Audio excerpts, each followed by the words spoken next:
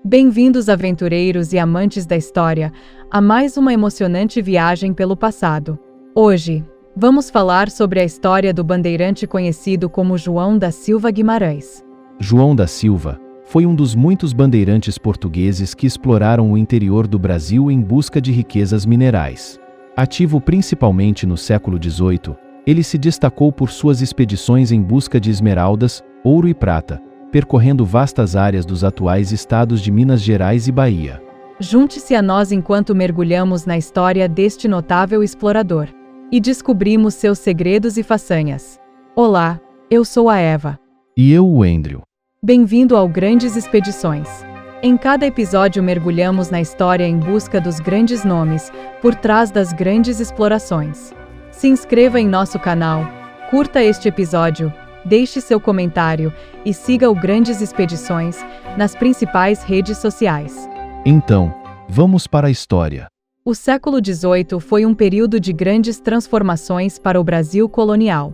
A descoberta de ouro e diamantes impulsionou o crescimento econômico e a urbanização dos vilarejos, também intensificou a exploração dos trabalhos escravizados e os conflitos sociais.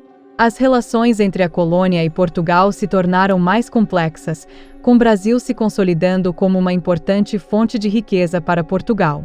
Neste contexto surge o nome de João da Silva Guimarães, com suas expedições que foram importantes para a expansão territorial portuguesa no interior do Brasil. Motivado pela busca por riquezas minerais, principalmente esmeraldas, ouro e prata, Guimarães adentrou regiões inexploradas e enfrentou vários desafios. Pouco se sabe em detalhes sobre João da Silva Guimarães. Nos relatos, consta que ele era filho de Pascoal da Silva Guimarães e que explorou a barra do Rio Doce, as margens do Rio São Mateus, nos sertões mineiros, e posteriormente o Alto Sertão e Sertão da Ressaca, na Bahia. Ele buscou, a serviço da coroa portuguesa, as tão faladas esmeraldas no sertão de Minas Gerais e as reservas de ouro e prata no sertão da Bahia. Seu pai, Pascoal da Silva, era um português nascido em Portugal, que veio para o Brasil. Essa origem conferiu a seu pai um status social elevado e acesso a privilégios na colônia. Ele se destacou como um dos maiores influentes da região de Vila Rica, atual Ouro Preto. João da Silva Guimarães era movido pela ambição de encontrar as tão faladas esmeraldas do sertão mineiro e as reservas de ouro e prata da Bahia. Dessa maneira, João da Silva Guimarães organizou e participou das bandeiras para explorar essas regiões. As caravanas dos bandeirantes eram verdadeiras expedições, com uma organização e logística, que permitiam a esses aventureiros adentrar as vastas áreas desconhecidas do interior do Brasil.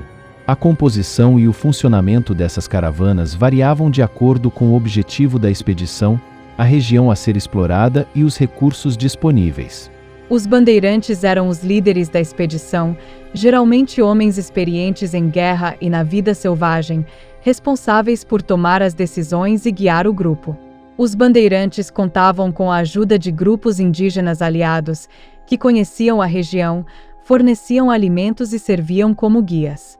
Os mestiços eram homens de origem mista, descendentes de portugueses e indígenas, que também possuíam conhecimento da região e eram habilidosos na caça e na pesca. Também era utilizado o trabalho escravo, que auxiliavam no transporte de equipamentos, na construção de fortificações. Em algumas expedições, havia a presença de padres ou missionários, responsáveis por prestar assistência espiritual e catequizar os indígenas. Em certo momento, João da Silva Guimarães chegou a anunciar a descoberta de diamantes na barra do Rio Doce, em Minas Gerais. Em 1752, em parceria com João Gonçalves da Costa, outro explorador da região da Bahia, enfrentaram conflitos com indígenas no sertão da Ressaca, sem obter sucesso. Há indícios de que João da Silva Guimarães possa ter sido o autor de um documento intitulado Relação Histórica de uma Oculta e Grande Povoação Antiquíssima, sem moradores, ou mais conhecido como Documento 512, que descreve uma suposta cidade perdida no interior da Bahia. Esse documento segue a seguinte descrição. A jornada começou com a descoberta de uma montanha que cintilava sob a luz do sol, graças à presença de cristais. Intrigados, os bandeirantes tentaram escalá-la, mas foram impedidos pela natureza íngreme do terreno.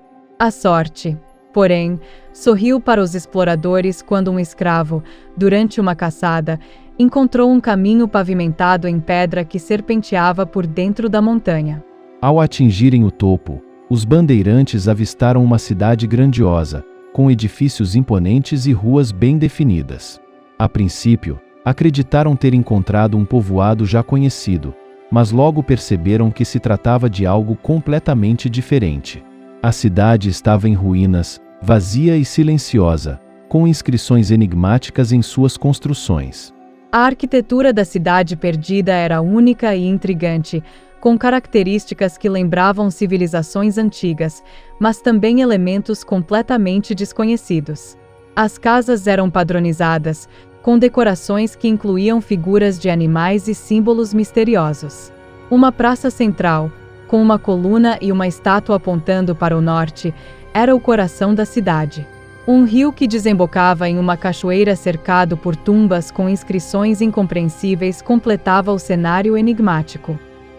Em meio às ruínas, os bandeirantes encontraram uma moeda de ouro com inscrições estranhas, o único objeto de valor que conseguiram recuperar. Após registrar suas descobertas em uma carta, enviaram-na às autoridades no Rio de Janeiro e seguiram viagem.